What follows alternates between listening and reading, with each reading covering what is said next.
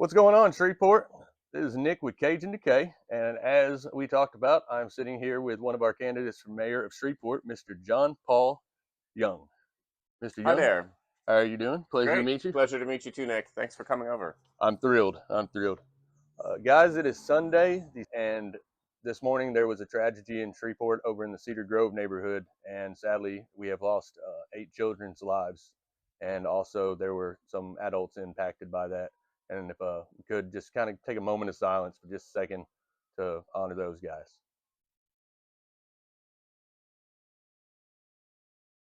So, Mr. Young, you are Yes. running for mayor. Yes, that's right. Let me get this going. Right now, I'm a Caddo Parish Commissioner. This is my second term, and I represent parts of Highland, parts of South Highland, parts of Broadmoor, all of Shreve Island, Shreve City, Broadmoor Terrace, and Dixie Garden and Piermont. It's a pretty big area. It's the best district. All the cool historic houses, pretty much. There's a few in Stone Hill, but basically all the cool historic houses are in my district. It's the smallest district by area, but it has the same number of people as the other districts, so it's the most dense and most walkable. We've got the best old trees to sit under their shade. My neighborhood is one of the oldest parts of it, and it needs plenty of work, but it's got more charm than pretty much any other neighborhood because of the age and the differences between all the houses. This house actually was probably a Montgomery Ward house, came with a railroad car and then put together. Yeah, that's nice. And I'm from the Highland neighborhood. It is a very historic neighborhood. It's an interesting neighborhood. You can go from super nice houses to blight. And also burned down. And burned down super nice houses. And also just a pile of rubble. Yes, it's definitely interesting. So anyway, this interview is my first interview I'm ever doing, and I'm doing it. Just wanted to do something to kind of reach out and help my community get a different insight on what's going on with politics and meet a candidate. Great. So I thank you very much for riding this storm out with me, and I think it'll be fun.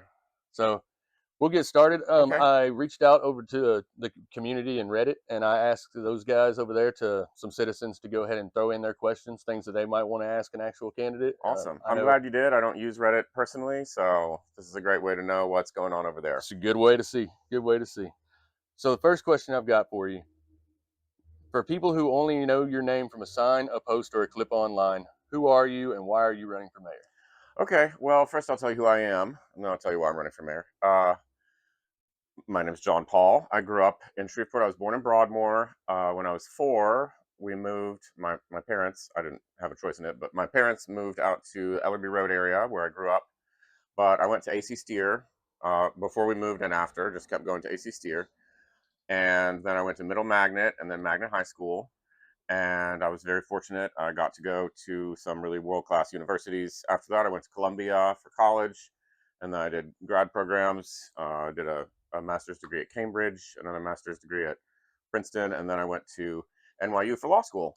Nice. And in law school, one of the first things I learned was I didn't want to be a lawyer, which is something I learned very late in my graduate school career, that I didn't want to be a professor. So so I ended up having all these degrees and not really exactly knowing what I wanted to do. And the really cool thing, I was living in Brooklyn when I was in law school and taking the subway over to Manhattan. And the really cool thing in Brooklyn was farm-to-table restaurants and learning about like farming and going back to the land and going to a cafe where they sold eggs from a real chicken. Right. And we were like, a real chicken? I was like, a real chicken? I thought all eggs came from chickens. Yeah, but they were like, but this is a chicken that lives in somebody's yard. And I was like, oh, okay, well, cool. And so I started to think about, what would be a fun thing to do with my life. And my grandfather at the time owned this great big property on Ellerby Road. My parents live there now, and he was only about 6 months away from dying when I moved back home. I moved back home because I wanted to be near him, but my brother and sister both live far away. They live in the Northeast, and they don't really like to visit here. And so I thought I would come back and be like the grandchild who sort of brings a little sunshine into his life. And I would start a farm on his big property because he has a couple hundred acres, and it was like plenty of room. So I learned about sustainable farming online, and specifically permaculture. And permaculture is how to garden in a way that maximizes efficiency by capturing rainwater and that kind of thing. And also they do house design, so you can maximize efficiency with like a tiny house or like a small house, so that it passively heats and cools itself, stuff like that. Okay. And so my partner and I moved here and built a cabin out of stuff from the woods and recycled materials like wine bottles from restaurants. Nice. And it was really cool. And like it's what everybody in Brooklyn was like, oh, I wish I could do that. And I was like, I can. So I'm gonna give it a shot. So we have a cool cabin, and I started to grow more produce on my farm than I could eat. So we opened Shreveport's first farm to table restaurant. And it's actually really close to where your house is. It was on Kings Highway, um, really close to El Compadre, next to Gotcha. Nader's Gallery. And Nader's Gallery was our landlord. And we operated that for 3 years. It was super cool. And then when COVID started, we canceled our plans to buy a bigger space and have a full-size restaurant, because it just didn't seem like that was smart at all at the time. And of course, it was a ton of work and a ton of money. So we don't miss that part, but I do miss all the people I used to see. And so while I was at the restaurant, I got to meet many people in town, especially in this district, and we became friends. And a lot of people said, wow, you should really run for this particular office that's going to be available, because the current guy who holds it is termed out. And I became friends with him, and he encouraged me to run. He was the Caddo Parish Commissioner for District 4. And he talked me through what it would be like. And I said, I think I could make a lot out of this job. I think I could do more than anybody else has ever done in this job. There you go. So I have a lot of education. I'm good at arguing with lawyers till they agree with me, or agree to submit to my demands. Good thing to have. If nothing else, it's got to be a good skill set to have. It's a good skill. If you're in the government, you got to be able to argue down people who just say no as a reflex. And so I ran for the job, and I actually was running against two people at the same time, and I won without a runoff, which was awesome. And since then, I've been reelected once, and so this is my second term. And I've done a lot of stuff in that job that I'm very proud of. One of the things that I'm really proud of is because of my temperament, someone put me in charge of the Animal Services Committee, which was like the most troubled department, and certainly had the most complaints from citizens. And some of them are just impossible to please still anyway. But I decided to diagnose a really old problem that we'd had, which was have a huge animal overpopulation here. For sure. And so after a little bit of research, I realized the thing that we needed to do was spay and neuter all these animals, because if we didn't do that, we were going to have to catch and kill their puppies. Yeah, the Bob Barker move. Yeah, that's right. So just like Bob Barker. So I wrote myself and passed the first spay neuter ordinance in the South. Awesome. Yeah, and at the same time, I also convinced all my colleagues to beef up funding for Robinson's Rescue and the Trap Neuter for Return program that we have, which is what you do with cats. Okay. You catch cats, neuter them, and put them back, and then they occupy the same space as the other cat. Anyway, so partly as a result of those efforts, we're now euthanizing half as many cats and dogs at the animal shelter. That's good. Which is still a large number. Oh yeah, for it's sure. It's still a large number, but I think it's around 5,000 a year now. It used to be over 10,000 a year. That's insane. And that was just like carnage. And like we're not a no-kill shelter. Right. Yeah. But we've drastically increased the rescues that we do. So we have a lot of rescue groups that we work with to get adoptable dogs out. And we've drastically increased the spay neuters that we do. So we have way fewer kills that have to take place now, because it's actually a pretty short cycle from adult dog to puppies that then need to be caught. Correct. So that's one thing I've done. I've done dozens of other things. They're on my website. So like I started the first 2 emergency preparedness sites in Shreveport. One of them is the Highland Center right here. It's got solar panels on the roof and a backup water supply. Gotcha. They just wanted to put in solar panels, and I was like, hold on now. We need water. Yeah. Our water system keeps failing, so and we gotta have that. Water will come up, I'm sure, too. Right. So, like purely because of my insistence, there's a water backup at each place. We're building 2 more soon. I also got the parish to invest $2 million into the YMCA baseball complex, which is great for sports tourism. And so we're trying to invest in sports tourism because we don't have beaches or mountains. But there's a lot of people in this region who play sports, and they just go from city to city playing sports with their kids. Right. And they spend a lot of money when they do it. and like we can capture some of that money for our economy This if could we be a have a good place. If we have a place to play. this could be a really good travel place for sports. I do believe that. Yeah. So the YMCA ball fields, the pickleball complex, which is, some people think it's stupid, but like pickleball is very It's popular among taken people who off. are not over 65. Right. People who are over 65 are like, that's stupid. And it's like, well, we're not making long-term plans for you, sir, Correct. because you're over Correct. 65. So, and then let's see, we're also talking about doing a multi-sport complex, which would be even bigger. But still in the early planning phases. Um, let's see, I've done a lot of other stuff. I got some really good enforcement against nuisance fracking noise in Dixie Garden that was extremely noisy and So you got damaging them to to the put up the people. big walls. Is Yeah, that I'm the one that got them nice? to put up the big walls, and they also had to compensate some people for like basically rattling them out of their houses. It's loud. I've used to work on fracking crews. I know exactly how Well, loud so it now is. they use quiet fleets too, and Which that's because of me. I mean, they invested in their quiet fleets because they knew I was going to yeah, you're going to get enforce the on them rules. I for was it. going to enforce the rules. There you go. And also, like, they used to do drag racing on Dixie Garden Drive. Yeah. And like, we've clocked people going 90 there, and passing each other on a double yellow line And with no shoulder. And the houses are this far from the road. And people complained about it for years and years and years, even under the last commissioner for that district. And I got the parish to reverse its course about speed bumps, and we put speed bumps there. That was our last choice on a long list of options, starting with sheriff patrols, which they said they didn't have the manpower to do, and speed cameras, which I didn't like, but then eventually got outlawed at the state level. And then we put up speed bumps, and now not only do people not really speed, hardly anybody bothers to drive down there. And that's exactly what the people in Dixie Garden that, wanted. And it's like, this was the option we had for public safety, and I stuck to it until we got it. And everybody said, like when I started, everybody said, "Oh no, we're never putting in speed bumps. Nope, we're never going to do it." And I said, wait 6 months, they'll be in. hey, that's And good. I got my way because I'm very tenacious. And that's the kind of energy and determination I want to bring to city government. I think most of the problems that we have in city government are about a lack of leadership, a lack of energy, and a lack of willpower. I believe you might be correct there. Yeah, So yeah. We've got a big budget, awesome. and I just think we're spending it in the wrong places.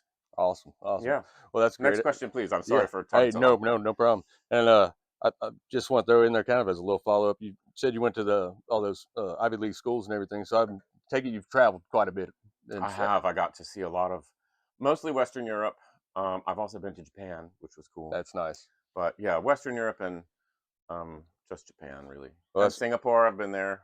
I got you. It's Well, cool. I've spent pretty much 34 first years of my life never getting on a plane and just being pretty much here in the oil field around here. Hmm. And in the last 3 years, I've flown all over the country and seen all these different cities. And I think it's kind of cool to get a different insight from going and seeing all these different places. Yeah. And it's like, why are these other places not that trashy, you know? Right. And people aren't as mad all the time. Right. At Right. some of these other cities. A So lot of it is the like exposure to other places allows you to envision like what this place would be like.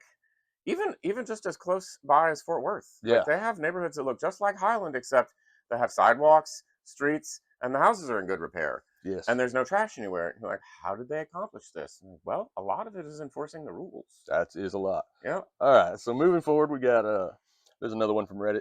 What made you decide now is the time to step from District 4 Commissioner into a mayoral run? Uh, okay, so that's a good question. The reason is over the last 4 years, we've been losing population at a rapid rate, about 1.5 to 2% a year. That's a lot. That's a huge amount for a city. Some people think we have 180,000 people left in our city. I think it's probably closer to 170. It's hard to know for sure. Right. But if you look around this neighborhood, there's lots and lots of houses that are for sale and they're already empty. There's a lot of houses that are empty that nobody's bothering to sell. Some neighborhoods are still full in Shreveport, but not many. Even Ellaby Road Estates has vacant houses in it. And that's like, a suburb of a suburb. Yeah. And our housing prices are going down. Rental is becoming more common. People can't sell their homes. This is not the case in most cities in the South. There's only a couple other cities in the South that are getting smaller. New Orleans is getting a little smaller, but That's its own they case. flood and Yeah, stuff. it's got its own. Jackson is getting a little smaller. It's suburbanizing more. But we're not suburbanizing more. Not really. They're building a little, but like mostly people are moving to Lafayette, East Texas, or Florida. They're moving away. Yeah. And Shreveport's got a lot of nice things about it. But those, I mean, and people miss those things sometimes when they move away. But the reasons they move away are just a small list of things. And they're the basics that local government is supposed to provide. Public safety, number one. Decent and reliable water, number two. Adequate roads, number three. And clean public spaces, number four. Those are the four things that every single person expects from their, except for criminals, expect from their local government. Yes. Some criminals don't want public safety, True. but like they have to have it, and they do want it if somebody's chasing after them. So this is a trend that is a big problem here, and it's going to eventually make, if it doesn't get reversed, it's going to make everything else impossible to maintain and pay for, and everybody who can read at a college level will eventually leave. But I don't want that to happen because I'm heavily invested in this place and I also love it. The reason that I decided not to delay anymore is first the timing of that population loss, which is extreme, and also the current leader that we have right now in our city government, the mayor, has, like, mayors have a lot of power in this government. They're like completely in charge of everything that the government actually does. The city council sets policies and approves the budget, but if the government is doing something, that's underneath the mayor. Okay. It's very powerful mayor style government. 1 year ago and a couple months, this neighborhood was literally on fire. It was. I remember. It was literally on fire. Every 48 or 72 hours, another historic house would just go up in flames, often damaging the houses next to it. I've smelled the smoke in my yard. That house over there, there were the same trespassers in a house right there that they wouldn't arrest. The yellow one, you can't see it from here. Right. There's another blighted one down there that I was sure was going to go up in flames any day, and they did arrest people in that one once I got them to arrest. I'd say in a 10-block area right here, there's probably at least 20 homes that are charged. I mean, oh yeah, some have been torn down, some have yet to be torn down, and in fact, the problem has not gone away. We had 2 more fires last night. That's crazy. On last night. Stoner and Nut. It was in the evening yesterday. Gotcha. And then later at night was College at Southern. Two historic houses burned. And neighbors and I got together. And they asked me for help advocating for them because they would contact me. Like my neighbor right over there would contact me. She said, "There's people in this house behind me. The police won't take them out. It's a vacant house. The lady died. Wouldn't kick him out of an empty house. They wouldn't take him out of an empty house." And I was like, "But that's trespassing." And she said, "They won't take him out." And I said, "Well, the police, they don't work for me. I'm in a parish government. Right. And I'm a legislator. I'm not the executive in the city government. I can't help. All I could do is call the police too." And the mayor wouldn't take my calls. He doesn't answer the phone. Really? I've never tried to call the mayor. He won't answer the phone. He won't call you back.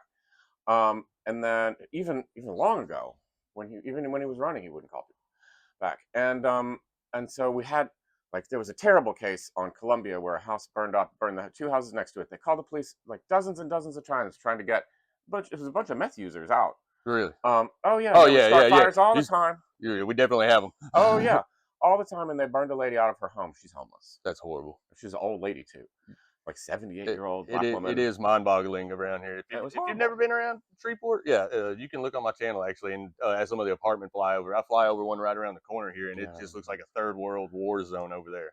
And right. It's all the time. Yeah. Every time you turn around, there's a busy fire department. That's right. So we had a huge neighborhood meeting at my church 5 blocks from here, which is like in the historic neighborhood. Noel is the name of the church, and 100 people came to a neighborhood meeting, which is a lot. That's a lot.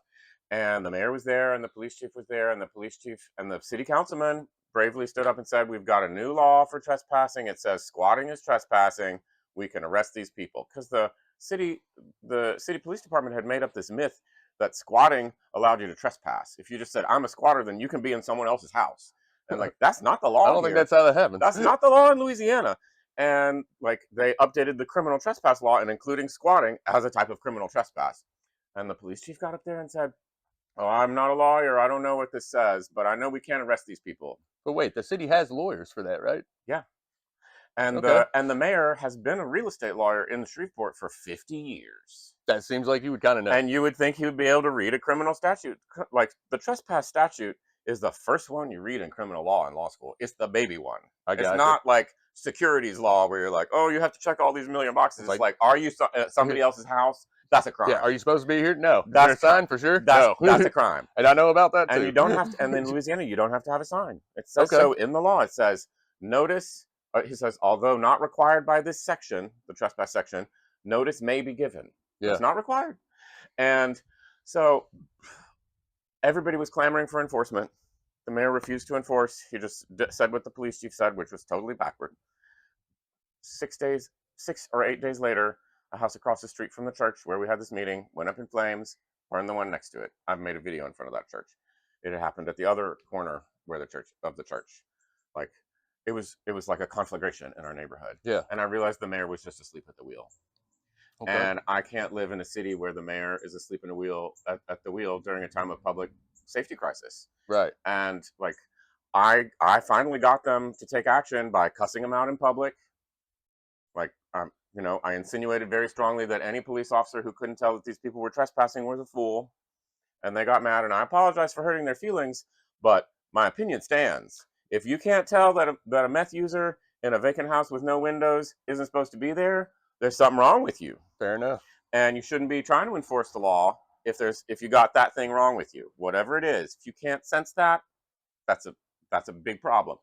Anyway, so I eventually sued the city for a judge to tell us the meaning of the trespass law because they were willfully misinterpreting it to require real-time contact with an owner who might live out of state of a vacant property. Right. In most cases, it's not like the owner is going to be in the house They with don't the care. trespasser saying, "Hey, No, come get this guy." That's not really trespassing not the way it anymore. works. That's kind of like home invasion, and you're like, okay, well, I guess I'll shoot this guy. But Right. the owner was gone. So that's clearly like the city was willfully misunderstanding the law. They fought me in court, but after the suit was filed, they started to take it seriously. They passed a different law, which they then started to enforce for a little while and arrested almost 200 people, most of whom had long arrest records and other warrants and were wanted for much more serious stuff. Gotcha. And they were just in our neighborhood burning up houses. Yeah. But like they could have caught all those people earlier if they had taken the public safety crisis and the trespass law seriously. Also, fundamentally, these houses are easy to trespass in because they are vacant, blighted properties. And that is also a crime. It is a crime in our city law. City Ordinance 58207 makes it a crime punishable by $500 per day. Right. Per day. Yeah, that'll get which somebody would quickly going. wipe out the value of the house and could be taken away. Yeah. And then we can actually just clear it ourselves. Yeah, or we could restore it ourselves. There you go. Or give it to a contractor with an agreement on a time frame. There you go. And it would probably be affordable housing, right? There's something we could do with it besides we've got more of these empty houses than we do homeless people. Yeah, that's true. Then something and we're not enforcing. We're not enforcing the law. It's like many of them could be duplexes and they'd be affordable, and like you could let somebody who would otherwise become homeless or is already homeless live in there and get government subsidy or whatever it takes to pay the rent. Right. And so like we're really not putting two and two together, and that law like is not being enforced at the mayor's direction, and the mayor takes money for his re-election campaign from many of the people who own these blighted houses. Right. And before he became mayor, he worked for the slumlord who owns the very worst apartment complex in Shreveport as his registered agent. And that person stole $100,000 worth of water from the city of Shreveport. That's crazy. And then when he became mayor, he made a show of enforcing against him twice for a $1,000 fine. And then they said, oh, it's too hard, we can't find him, even though the registered agent of such a person is the one who's got his phone number. Like, he's his agent because like he's the one who can contact that person. Right. The local guy who represents him. And slumlords, I'm sure, are part of the big problem too. So that's why I say, like, if you're thinking about the slumlord problem and the mayor, the call is coming from inside the house. Like, the mayor is at the very least adjacent to slumlords. Gotcha. And we can't save our city if we're letting slumlords choose our policies. True. It's just going to be like a haven for slumlords. And so that affects me personally, and it affects everybody else. And like, it's making our city die from the inside out. Right. And so those are the reasons that I'm running right now. Awesome. There are other things that I want to do apart from tackling blight. But those are the reasons that I feel that I must do it this instant. Well, hey, I'm glad. I'm glad somebody's stepping up and trying to do something. You're welcome. It's very important. And as far as like people leaving town and everything, I'll admit it, Shreveport. I tried. I'd had enough myself. I got out last November and I left and went to Daytona Beach. And the only reason I came back is because my wife said this is home and she did not want to be anywhere else. And I could either come home or stay on the beach in my van. And I was like, well, it's time to go home then. Okay. So I came back to Shreveport. Now I'm Yep. figuring if I'm here and this is my home, I do love it. So I'm like, hey, maybe I can find some ways to help out a little bit. You can help out. We're going to do something. I think our generation needs to help out. I've also thought, like, especially during this fire crisis, when I realized that the mayor was practically working against the city, I thought about leaving too. But my parents still live here. My grandmother just moved here from Arkansas. She lives at the Glen. She's 95. All right. And I was like, this just doesn't seem like the right time to leave my family. Right, But for sure. if they didn't live here and things were going like this, what would be my reason or any other young person's reason for staying? I can definitely understand where people come up with the idea that it's time to leave. Yeah. And it sucks. It sucks because this is Yeah. if you look at the history of this place, this is a very It's a historical wonderful place. It's I mean, a it's wonderful got a place. great history. And a lot of people say they're leaving because they don't have jobs. But the reason we don't have jobs is the same reason people want to leave. It's like, it's not safe, so businesses don't want to come here and try to bring their employees or hire people. It's not clean, so everybody looks around and they think, oh, it's not going to be safe either. And they're right. The roads are in terrible condition. Yes, they and are. the water's off, 2 or 3 times a year sometimes. And nobody in the last 50 years has taken any effort to improve the system.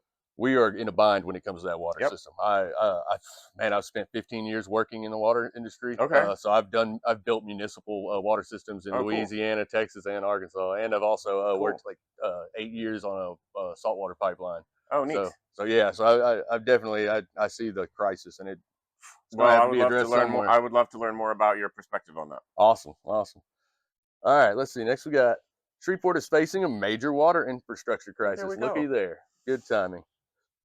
A lot of residents feel like big decisions about how to fix or fund it happen without their voices really being at the table. What would you do in your administration to make sure the public is actually included in decisions that affect them?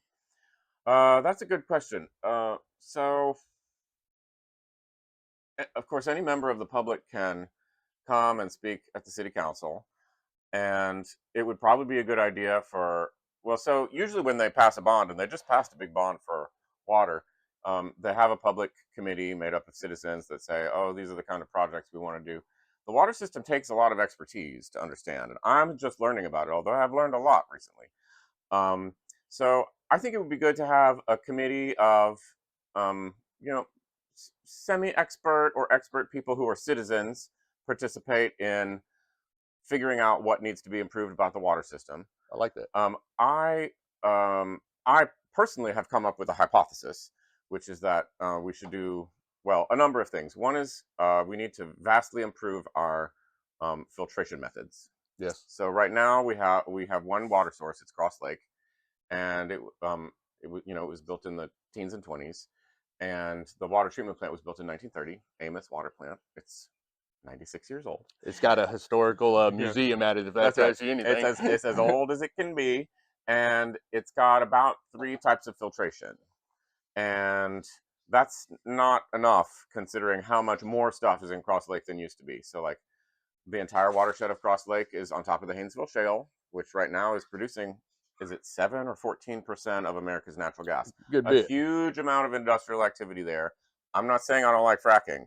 Like, fracking brings a lot of jobs and a lot of money. Right. But it brings, there's pros and cons, and we've got to adapt to the cons. One of the cons is there's stuff in the water. We need to be able to filter that out.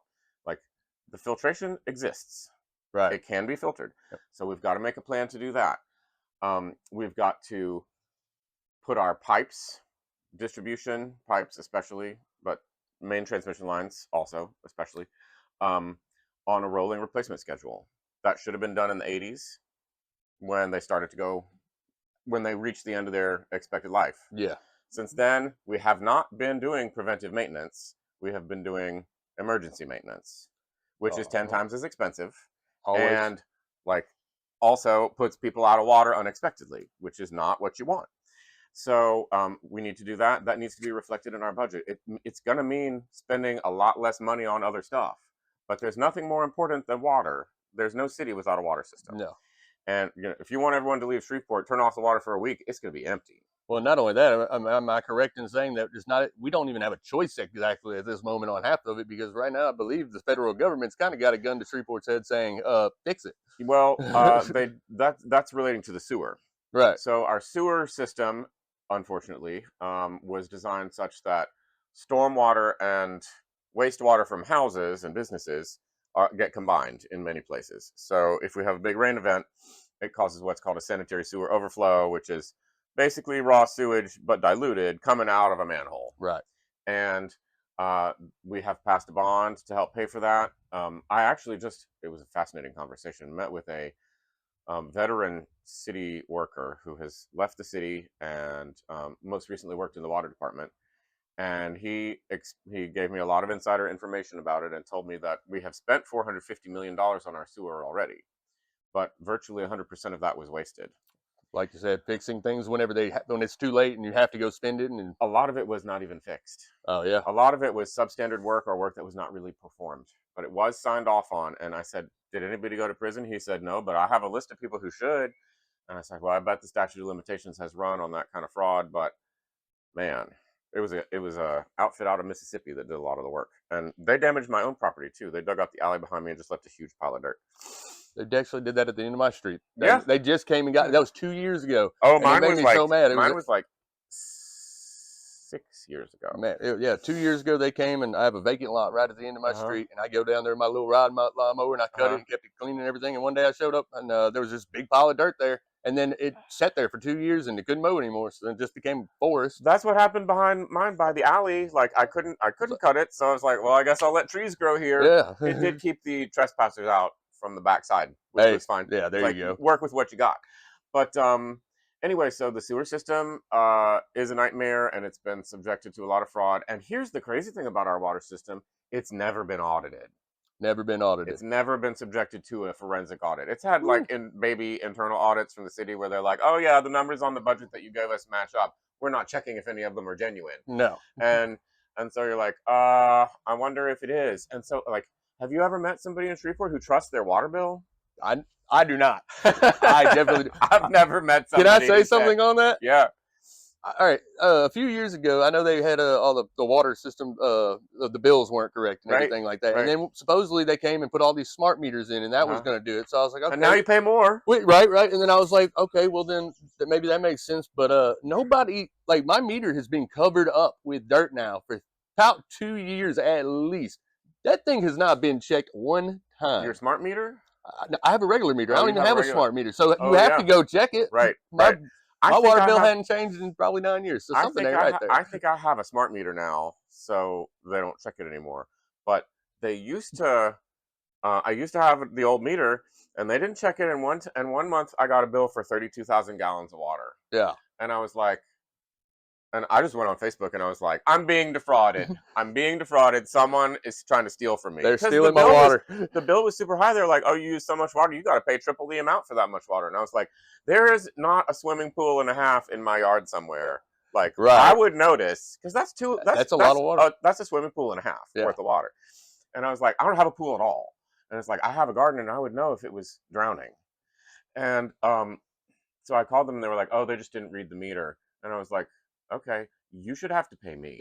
Right. If you didn't read the meter, then why am I paying you for one? And they're like, two, why are you just making up numbers? We'll take this, down, and you won't have to pay this extra amount. And I was like, this is still fraud. This is not acceptable billing practice. This is not okay. It's been a disaster. If they have the smart meters now, like, do you think that they're still rounding up to the nearest 1,000 gallons?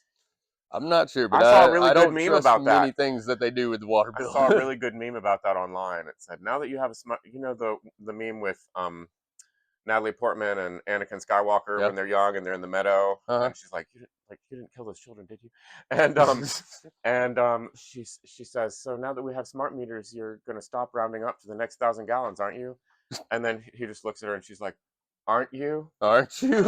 Come on now. But they're not. No. And so in order for people to have faith in their water bills, we need to have a forensic audit, like an audit that would stand up in court. Yeah, anytime someone's let the police themselves, you're not really going to probably get the. They're not going to do it.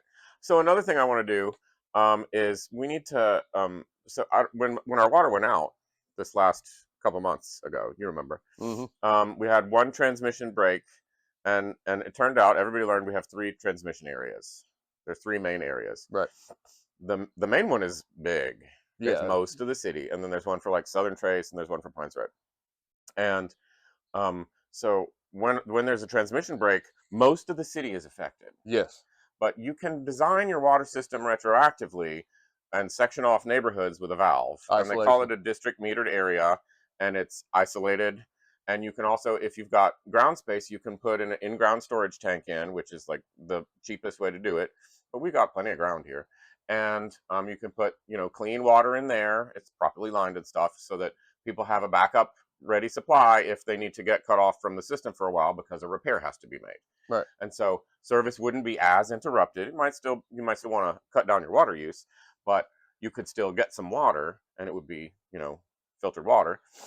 And so if we had a bunch of those where it was like one neighborhood or 2 neighborhoods combined based on, specific geography and limitations, that would do a lot to allow us to make the big repairs that we need to do on a rolling basis to update our water system. And again, like the reason this is a crisis is because it's 50 years of deferred maintenance. Kicking the and can it's down the coming road. due now. And I just want to point out, like the city council in the 80s and the mayor in the 80s are the people who bear the blame for that. They are the first people who started kicking that can down the road. Yeah. The mayor from that period is still alive. He's a very nice guy. He's in his 90s and he's not trying to run anything. The president of the city council in 1986, like the year that virtually all the pipes came due to be replaced or put on a rolling replacement plan. I know this answer. Yeah. The guy who was there then is the current mayor of Shreveport, Tom Arsenault. That is correct. He's the one who didn't have the wisdom to start replacing and maintaining our water system in the first place. And now the call is coming from inside the house. Yes. And it is a big call. And it's going to be a huge call. It's going to be an astronomical project.